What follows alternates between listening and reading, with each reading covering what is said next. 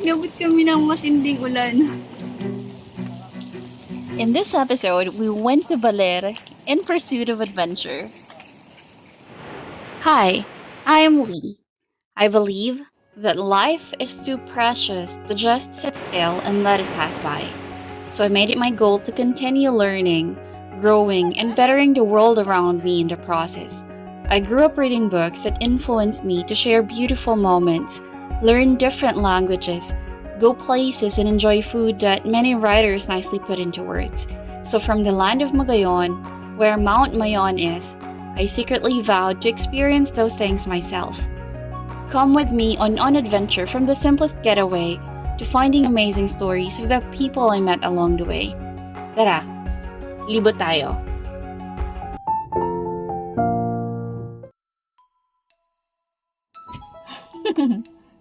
Yes, it's Saturday and it's 7:30 in the evening. Yeah, 7:40 now, and we're leaving at around 2 in the morning, roughly 7 hours from now. 8, 9, 10, 11, 12, 1, 2. Yeah, 7 hours. I'm just so excited. We're just finishing one more activity here in the city before we head out to Baler. I can't wait to go out of the city. I know that going out and trying new things is quite intimidating, but I feel this urge to communicate with other people, with other human being. Just thinking about the unexpected encounter, the happy feeling of learning new things, and little incidents maybe that may change our life. It all adds up to the excitement that's running in my blood. So, tara, libo tayo.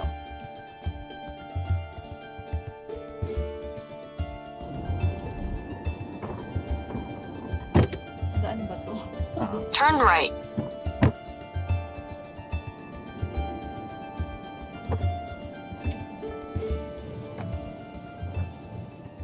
Meet AG.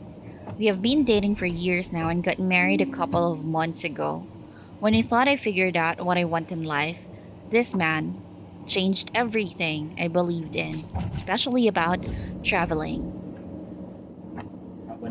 Haba ng pangalan. Kaya mahaba din yung daan. Nadire-diretso. Turn right. Then turn left. Traveling, for me, was going from one place to another, ticking off boxes in my bucket list and writing down all the goodness of that place, and creating and publishing guides on my website. Really, just sharing what, when, and how I see things to other people.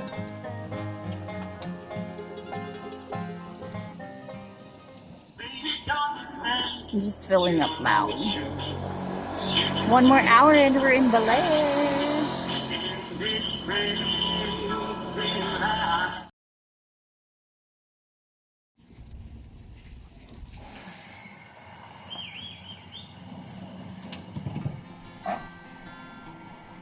Then, here's AG. The thought of going places was not as alluring as before anymore. Not when he is not around.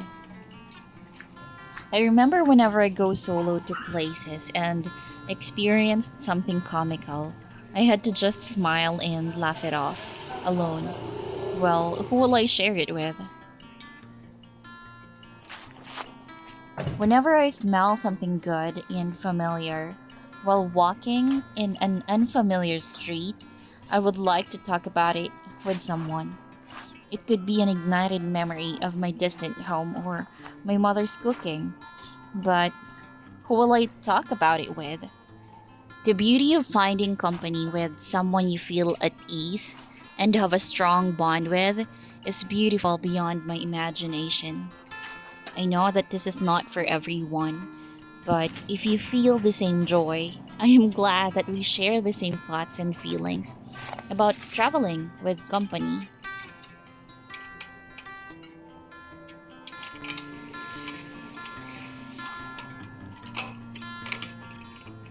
Buti na lang I have an AG. I told you how I solo travel before. Now that I have a company, it changed so much of my perspective. Never I imagined that this kind of help will make my travel, so much more easier. I'm hungry. We're gonna look for food. We're just going to cycle to wherever. Eatery, ganyan. Para may makakakwentuhan kami. Kasi we don't usually get to talk to people, lalo na kapag mga nasa restaurants. They're busy eating their food. Together with this gratefulness of receiving is the joy of sharing a new activity, of a means to go places, of a way to really get connected with the people and my environment.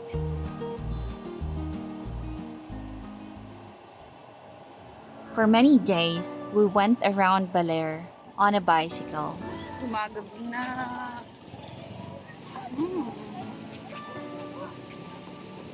I kept telling AG that I could do a lot of things on my own, and he could not agree more. But I also assured him of one thing that would be different without him. This part, cycling. Can you fit 2 mountain bikes inside a small hatchback?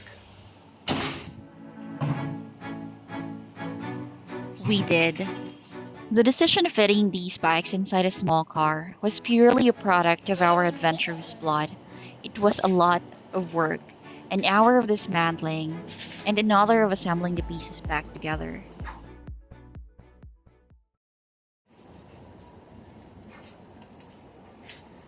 The clouds were pouring when we woke up,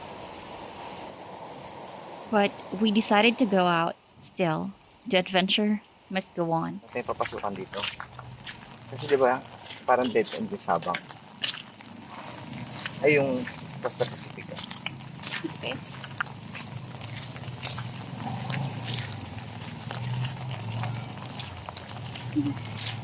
Ikot-ikot. Ay, libot-libot pala.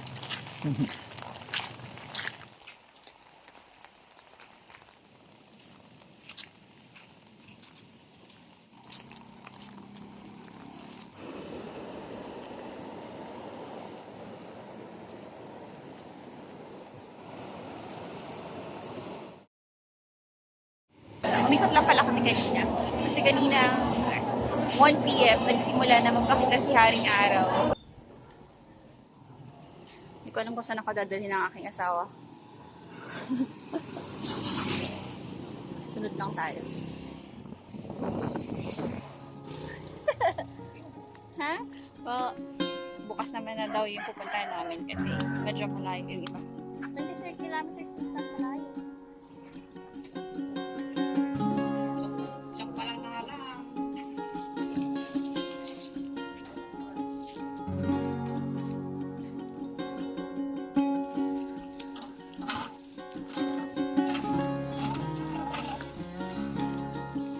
It's the Hanning Bridge.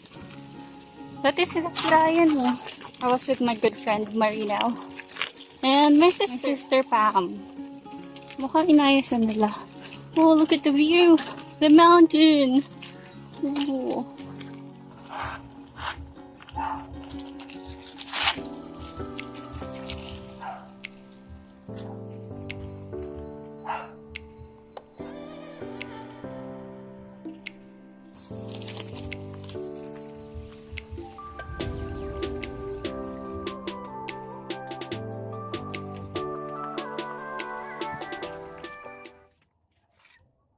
Ba, nakahanap ka. Natuwa lang. Tuwa lang. Ut. Opo, lalo na kapag lagi nakaupo, malaking bagay po yung gumagalaw. Lalo na po, lakas kumain. Wala na mag-bike. Papayat yung anak ko sa bike lang. Oh, Siya din po, mataba din po siya dati. Tapos, alam mo, pag nakakaramdam yun ang hindi maganda sa katawan niya, nagbabay siya, nawawala. wala. Mas papawisan.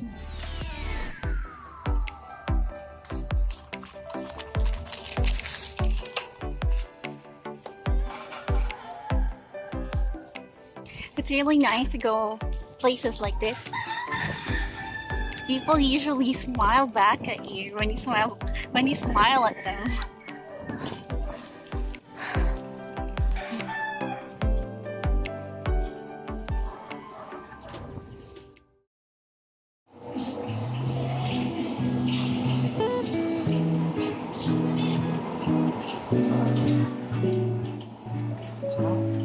Yes. Lagi ito ginagawa ni Mama eh. Yay! Thank you po. Thank you.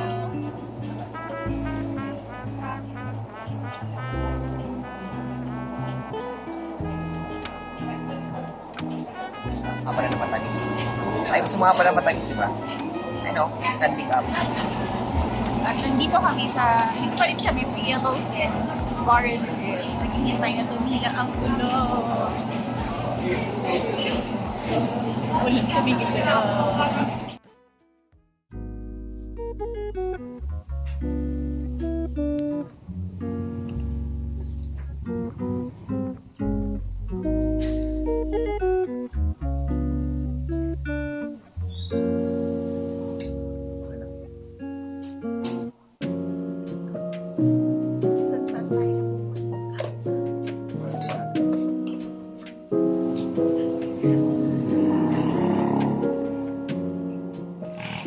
Ayun na siya. Nag-aabang na.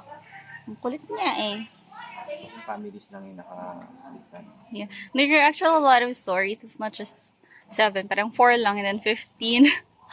But the thing is, madami namatay.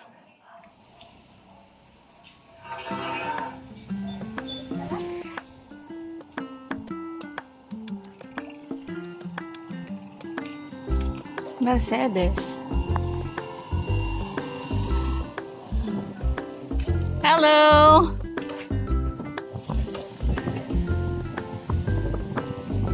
Oh, fresh fish.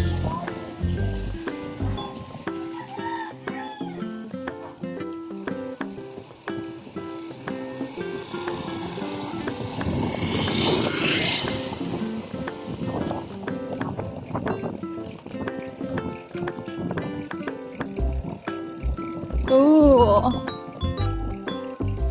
The fish port? Yes, I want to go there.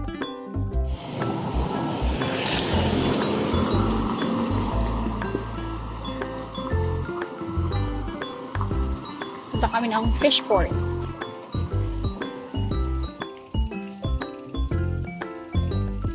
Oh. Look at that.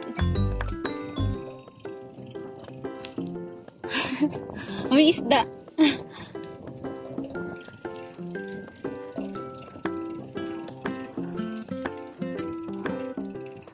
So this is the fish port. Low tide.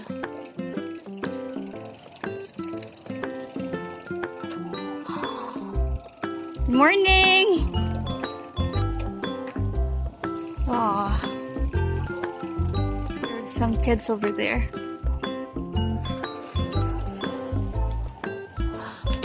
Ilalim dito sa kabila, no?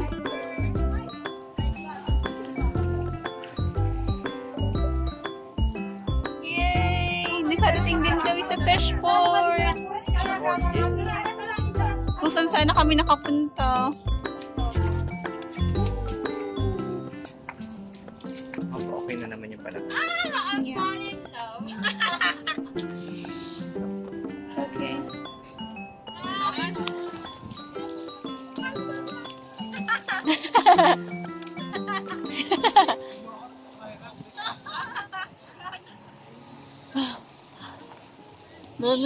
They look so happy.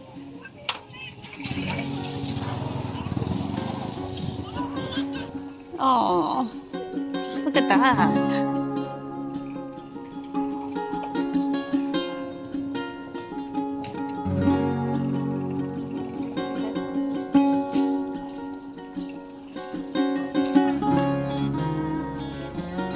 Biglang nawala yung ulan.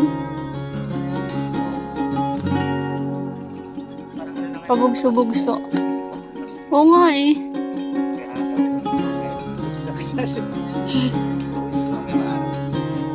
The clouds stopped pouring again. Pahinto-hinto kami. Hindi ka mauubusan dito talaga ng tutuluyan. Napakadami ng mga resort.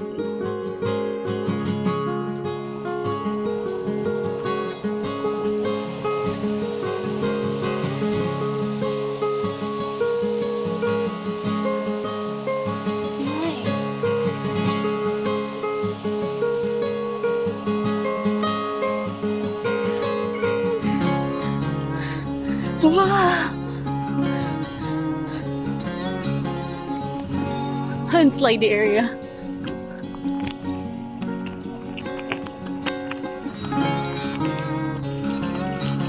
Doon na siya. Wala na naman siya. It's just a little bit scary.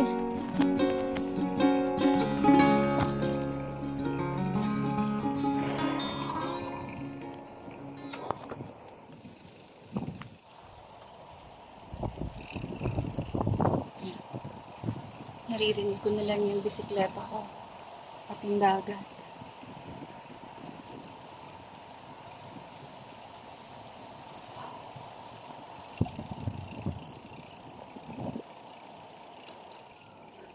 Huh?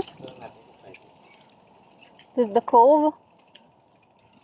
Oh, I think we cannot just go in. Oh, pumasok? Yung di Kasalarin Cove, diretso lang po. May stop sign. Ah, temporary close.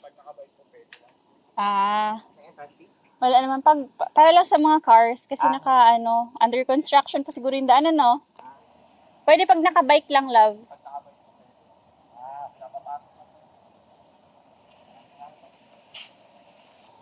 Okay, so we can still go inside. Up, up, up.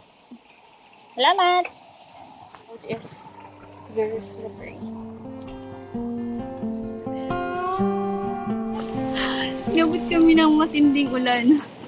Nasa second shoulder na kami na packet ng Pag-asa weather station. Sabihin ko sana forecast.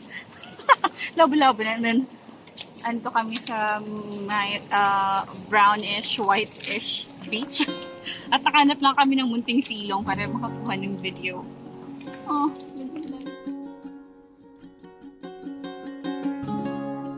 saan na kami nakarating? We attempted to cycle up to Pag-asa weather station, but the heavy rain got us. After forgoing the attempt to cycle up the mountain, our plan changed. We will just make a detour to go back to where we are staying.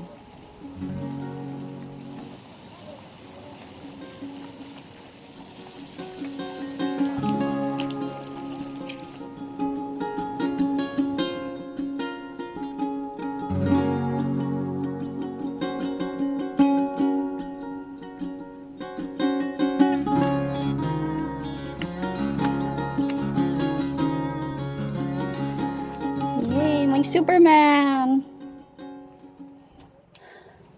Can we do this? The plan was to cycle across the bridge, but the woods are too slippery for this act. We had to make sure that we lived to tell you how amazing Baler is and our little adventure. Punta kami ng Pag-asa station. Pero nasa second shoulder pa lang kami. Bumaba na kami kasi sobrang lakas ng ulan. Hindi na kinaya. Kanina pa kami umaga ng babay. Tapos palakas lang ng palakas yung we stopped so many times. Sabi nga. Ay, sorry. Nagbibidyo ka ba? Record ako kasi ingay mo. Sorry. Hindi ko alam kung narinig yung mga sinasabi mo. Narinig naman yan. Peace, guys.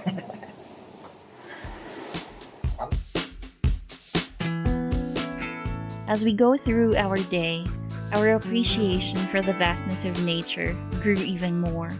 Oh. Jowa niya mismo nakikita na jowa. Hello. Hindi nga naman halata. Di ba? Hello. Saan iba tinitignan mong kanan. Bicycles. Meron pong Doon kami maupo mamaya. Station.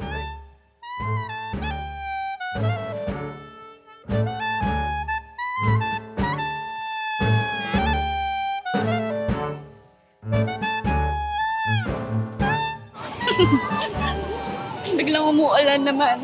Cycling led us to meet those who make the beach life possible. Like Ellie.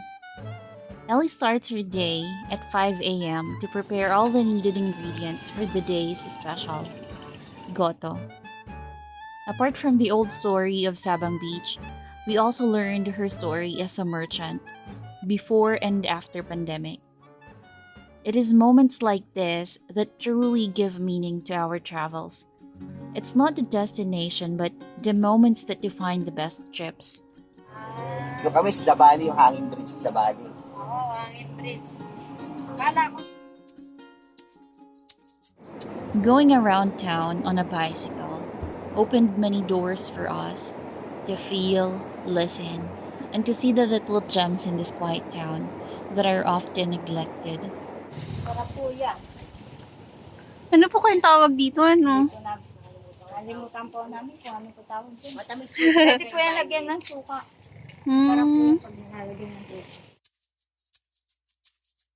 We had fun meeting people, made friends, and experienced in comfort along the way in so many ways. But talking to the local residents reminded me that staying in my comfort zone will not make much changes in my life. Comfort is what we all strive for. But I learned that outside of it is where the joy of life is. If I really dream to see the world, these discomfort are just tip of the iceberg. But one thing is for sure, I will not stop. It's amazing that after all the eventful days, I have this kind of story to tell to the people I care, to the people who care about me, and to those trusted friends I would want to experience this kind of beautiful moments with. I may dream of many things, but the next step I make is crucial. I could either stay in my comfort zone or go outside and make things happen.